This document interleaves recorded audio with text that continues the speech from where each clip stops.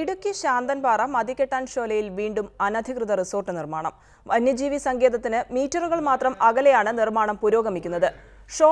ഷോല ഉൾപ്പെടുന്ന പ്രദേശത്തെ വനം വകുപ്പ് ഉദ്യോഗസ്ഥർക്കെതിരെ വിജിലൻസിൽ പരാതി നിലനിൽക്കുമ്പോഴാണ് മേഖലയിൽ നിർമ്മാണ പ്രവർത്തനങ്ങൾ സജീവമാകുന്നത്. മതികെട്ടാൻ ഷോലയ്ക്കുള്ളിൽ വനംവകുപ്പ് ഉദ്യോഗസ്ഥർ താമസിക്കുന്ന കെട്ടിടത്തിന് സമീപമാണ് അനധികൃത നിർമ്മാണ പ്രവർത്തനങ്ങൾ സജീവമായിരിക്കുന്നത്.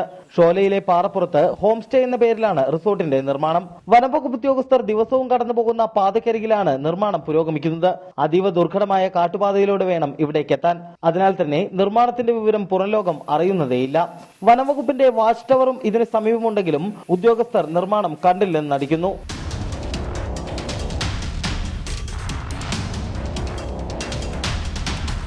വന്യജീവി സങ്കേതങ്ങളുടെ 3 മുതൽ 10 കിലോമീറ്റർ വരെ പരിധിയിൽ നിർമ്മാണ പ്രവർത്തനങ്ങൾ പാടില്ലെന്ന നിയമം നിലനിൽക്കെയാണ് ഷോലയ്ക്കരികിൽ നിർമ്മാണം പുരോഗമിക്കുന്നത്.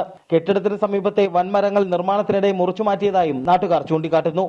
ഇക്കാര്യങ്ങൾ ഉൾപ്പെടുത്തി പലരും വനംവകുപ്പ് ഉദ്യോഗസ്ഥർക്ക് പരാതികൾ നൽകിയെങ്കിലും നടപടിയൊന്നും ഉണ്ടായിട്ടില്ല.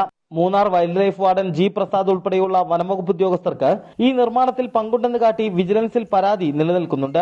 ഇത് പരിഗണിച്ച മൂവാറ്റുപുഴ വിജിലൻസ് കോടതി കഴിഞ്ഞ ദിവസം വിഷയത്തിൽ ക്വിക്ക് വെരിഫിക്കേഷന് ഉത്തരവിട്ടിരുന്നു. ക്യാമറാമാൻ എബിൻ സാബുവിനൊപ്പം യദു നാരായണൻ, റിപ്പോർട്ടർ, ഇടുക്കി.